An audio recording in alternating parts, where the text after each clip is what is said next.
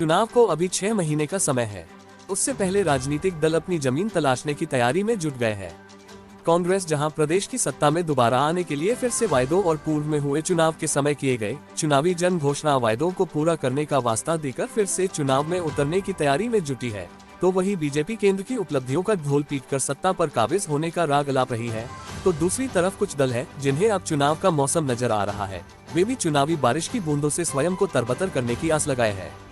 इन सब के बीच हिंदुस्तान का दिल कहलाने वाले दिल्ली में बीजेपी का दिल चुराकर सत्ता में काबिज हुई आप पार्टी पंजाब में सत्ता का झंडा फहराने के बाद छत्तीसगढ़ में भी सत्ता की चाबी हासिल करने के लिए प्रदेश में कदमताल कर रही है।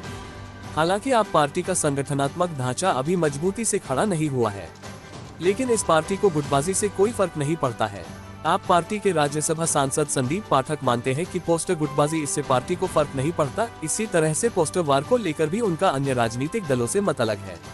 वे मानते हैं कि पोस्टर लगाना चाहिए। ये संगठनात्मक रूप से जांचा नहीं, पोस्टर वार और गुटबाजी ये सब चीजें हो रही है। मुझे नहीं लगता इसमें पोस्टर वार और उस पर कोई जो भी व्यक्ति पोस्टर लगाना चाहे, हर व्यक्ति स्वतंत्र है, लगाना चाहिए, अच्छी बात है, प्रचार तो होना चाहिए। टिकट के लिए क्या कहा आपने? टिकट के लिए बड़ा सिंपल है, हमारी पार्टी सर्वे करती है, जो भी व्यक्ति जनता में जिसकी छवि अच्छी होगी, जो जीतने के योग्य रहेगा, टिकट हम उसको देंगे। आयोजन को लेकर किसी प्रकार की कांग्रेस और बीजेपी भले ही आम आदमी पार्टी के गुटबाजी के बयानों से सहमत न हो, लेकिन इसके मायने कई हैं।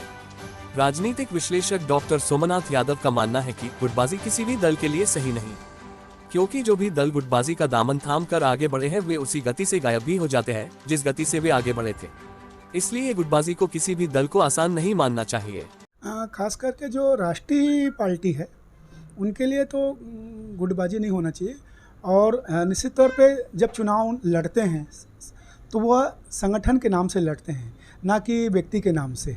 व्यक्ति कुछ जगह पे प्रभावित जरूर कर सकता है, लेकिन वो क्षणिक रहता है।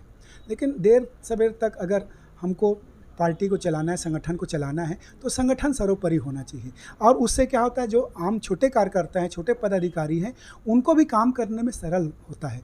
और नहीं तो फिर वो फला व्यक्ति का आदमी है, वो फला व्यक्ति का आदमी है, तो संगठन वहाँ पर नेपथ्य में चला जाता है और नुकसान देर सवेर कहीं ना कहीं पार्टी को होता है। और इसीलिए फिर वो पार्टी तेज गति से जिस प्रकार से उभरता है उसी नीचे स्तर से गिरता है। आज आप स्थिति देख ही रहे हैं एक पार्टी की, व्यक्तिगत हुआ, आज स्थिति उसकी कहां से कहां बदतर हो गई है। बहरहाल गुटबाजी को लेकर इस तरह की सोच रखने दल के लिए ये कितना सही है, ये तो आने वाले 2023 से चुनाव परिणाम आने के बाद पता चलेगा।